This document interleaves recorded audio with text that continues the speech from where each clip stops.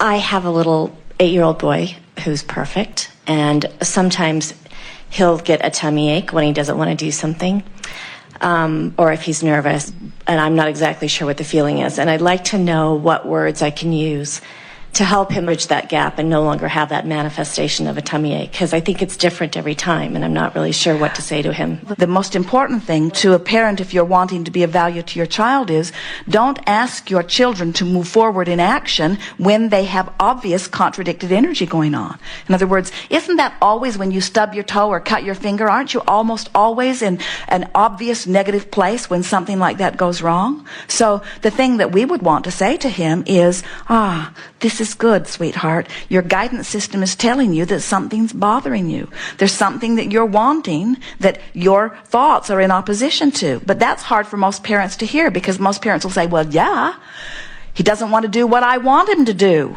So the little bugger deserves a little contradicted energy going on. And then most parents say, never mind how you feel, do what I say, because my happiness is much more important in this moment than your own. You see. And that's why the children that are coming forth, have you noticed, are coming forth with more determination to hold their own ground, to be a vibrational match to who they are. They are becoming more rebellious. You are calling them indigo children. You are calling them autistic. You are calling them all kinds of things, as they are determined not to be round pegs hammered into square holes. They're coming forth with stronger resolve from non-physical, you see. You see, here's the thing, that if you have opportunity to be with your child a lot, you would see evidence of negative emotion long before you would see evidence of physical pain. In other words, there was plenty of emotional guidance that happened before it got bigger and became this tummy ache. And so what you want to say is, so how does this tummy ache feel? And he would say, well, it hurts. And you say, no, I don't mean how does it feel. I mean, now you're not feeling good. How else does that feel? Is it happy? Is it sad? Is it eager? Is it depressed? Do you feel like you want to do something? Do you feel like you don't want to do something? See if you can help him figure out what the emotional essence. We say to physicians and scientists all the time, when you stop looking for cures and you start looking for the vibrational root, now you'll have something. There are more illnesses on your planet today than ever before with all of this advance in medicine. And it's because no one yet is addressing the vibrational root of it, you see. So when you say, or when you figure out on your own what's happening that's causing that stress, then maybe you can begin offering words that ease that a little bit. There are many who are saying, even here, we can feel you thinking, well, maybe he ate something, and maybe it's gastrointestinal, maybe he has allergy to something that he's eating, maybe something bit him, maybe there's a virus, and we say, well, maybe all of those things, any of those things could be there too, but there is a vibrational cause. There's only one reason, you see. Vibrational discord. Only one reason, vibrational discord. So you take your child to the ER and they say, what's wrong? And you say, my child has vibrational discord. They say, what? Well, you say, well, just give him something to make him feel better and I'll deal with the vibrational discord. Vibrational discord is at the root of all of it. So if it's something that's happening a lot, then that means that the life that your child is living is causing desires to be moving, and there is some sense of not being able to move forward. Can you figure out what it is? I can't actually, and I tried to ask him how he's feeling, because I agree. I agree that it's all vibration. Well, when was the last time he had this tummy ache? The other day when he didn't want to go to school, because... So what do you mean you can't figure it out? Well, no, I can figure out that it's because he didn't want to go to school, but I don't know the exact emotion and how to then move it up to the next emotion. Well, that's not your job, really. Your job is just to try to soothe him. So he doesn't want to go to school. Why do you think he doesn't want to go to school? Because it would be more fun to go surfing with me. Why don't you go to school? Because I've already been there. So why don't you stay home and do something miserable so that he doesn't feel jealous? Because that would make me feel bad. So surfing makes you feel good and going to school makes you feel bad, and that's just the way it is. Deal with it. Yes? Then I see your point. I get. So what you want to help him to understand is that you're not always surfing, but you don't have to be surfing to feel good. And that he's not always surfing, but he doesn't always have to be surfing to feel good. Say to him, if I made you go surfing with me every single day, if every day, rain or shine, no matter what the temperature of the water, no matter what, if I made you go surfing, no matter what, pretty soon you'd be having a tummy ache over going surfing. It's not about what you're doing or about what you're not doing. It's about how you're feeling about what you're doing. So his tummy ache is not because he's not going surfing. There's something that's happening at school that he's perceiving that is contradicting his energy. In other words, there's something that makes him rather do something else. It's hard to find your place because you can't logically take your child out of school just because he doesn't want to go and take him surfing.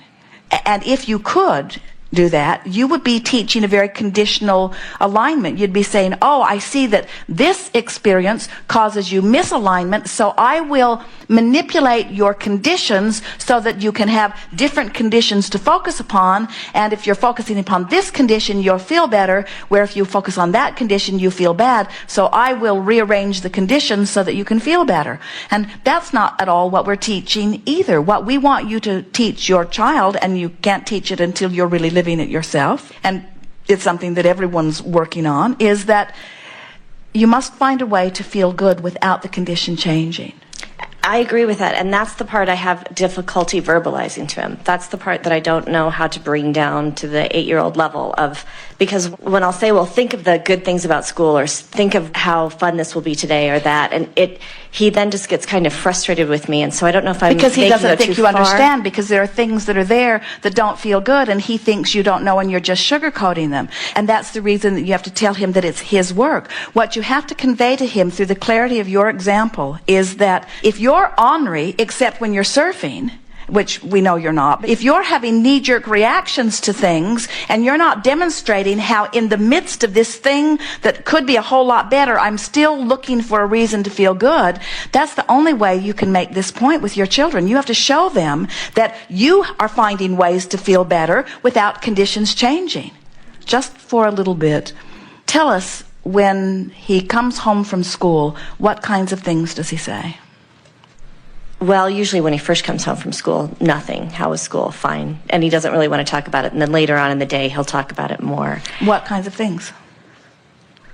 Just about playing and things. The last time he got nervous, he was with his dad, and they were at SeaWorld, and they wanted him to come on stage and play with a sea lion. And he raised his hand, and he got asked up on stage, but then he said he had a tummy ache, and he went back. And so his dad sent me a long email because he was frustrated, saying he keeps getting these tummy aches and he's missing out on exciting things because he doesn't want to do them. And I don't think we should force him to do them. I think we should let him, if he's nervous and doesn't want to get on stage, he shouldn't go. But more than that, I want him to then be able to soothe himself and not be worried about those things, so he either will go on stage or not go on stage, but either way be happy. How do you see his school? Have you thought much about it?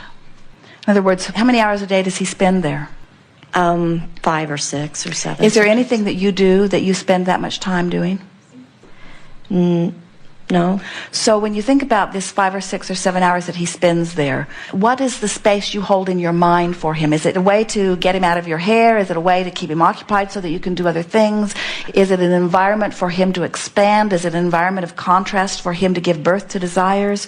How do you see this environment where he spends such a big part of his life? I see it that he gets to be around other friends because he's very social, and he gets to be around kids and try different things and do different things. And a lot of times he likes it. It depends on the teacher. It depends on how mean or bossy the teacher is that day, I think. So some days are more freedom at school, and some days are not as much freedom. So the days when he has great freedom, he really likes it. And I understand that. All right. So do you see this school environment as a sort of parallel to the world in general, where it's sort of like a little microcosm of life, where there are things that he looks at that make him feel good and things that he looks at that make him feel bad?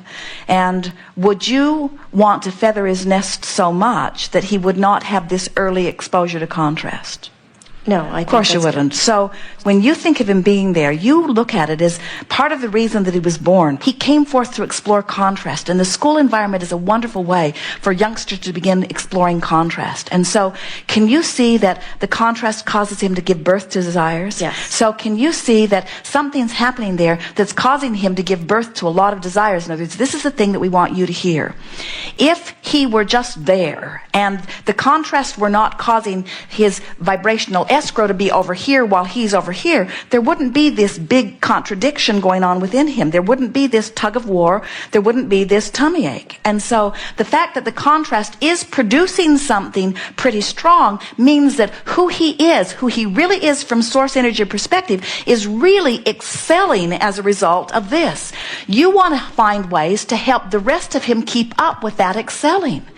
That's the mindset that we want you to hold as a parent. We don't want you to look at the environment as something that is treating him wrong and that you'd like to change. The environment is what it is, just like every environment is what it is. It's hotter in here than many of you want. This isn't the room that Jerry and Esther wanted. Jerry said this morning, we can be unhappy about it, or we can find something to appreciate about where we are. In other words, when you are in a situation where you cannot control a condition, you have a choice to feel good in your not controlling the condition, or bad and you're not controlling the condition. So as you think of your son there, think of him in this wonderful contrasting experience. In other words, don't side with him about what's gone wrong, and don't yippee too much over what's going right. Just in your own mind, think of it as the perfect environment for him to do what he intended to do when he came forth, was to experience contrast and give birth to desires. But then in your own mind, as the mentor parent that you are, recognize that he's giving birth to ideas that he's not keeping up to speed with. If somebody you didn't know called you on the phone and said, hello, you don't know me, I'm just calling to tell you I would never call you again, you would say, who cares? In other words, there has to be something that you want before you feel the angst when you're not getting it. If he hadn't given birth to desires that he's not fulfilling, he wouldn't be getting tummy aches. He wanted to go up on that stage to play with the sea lion. He wanted to, but his doubt and his fear were holding him back. So he wanted to go, but his thoughts were, I won't be good, people will laugh, I won't do a good job, I'll embarrass myself. And in other words, those are the thoughts that he was thinking. So let's say that you're going to SeaWorld and you're seeing others go up on the stage, and he's not one that's been called to go up there. And so it's not an issue this time, but you're saying things to him like, I bet you'd be really good at that. And I know how animals take to you. And I'll bet you that if you were up there that you'd forget about all of the people, and that you just have really a delicious experience with this whale or dolphin or whatever it is. As you, as his mentor, sort of get a bird's eye view of what you think his contrast exposure has caused him to want, and you start being like his inner being, only you're like the beamed in satellite version. You're down there close to him, calling him over, encouraging him. You're really good at these kinds of things, and I know how people love to be with you, and I know your teacher really likes you, and the reason she's hard on you is because she knows how smart you are. She just wants the very best from you. And I know teachers are boring. I don't like my teachers either, and so how you feel is how you feel, you're saying to your child. But I know that she just sees so much in you, and as you offer soothing words in the same way that his source is, you'll begin to notice that he begins hearing that. And we don't want you to try to create in his reality. We just want you to understand what's going on. The whole world is out there thinking that they know better what's better for your son, and they don't know. His gut's telling him what's better for him, you see. We think that he should come in his own terms, which means once he's soothed, once it feels good to go, then go. Take no action when it doesn't feel good. It always leads to negative repercussions. Tummy ache then becomes an ulcer, then becomes a true dysfunction. This is an indicator. Let the indicator do its work. Let it indicate cross vibration, and do something about soothing the cross vibration. And don't try to do it through action.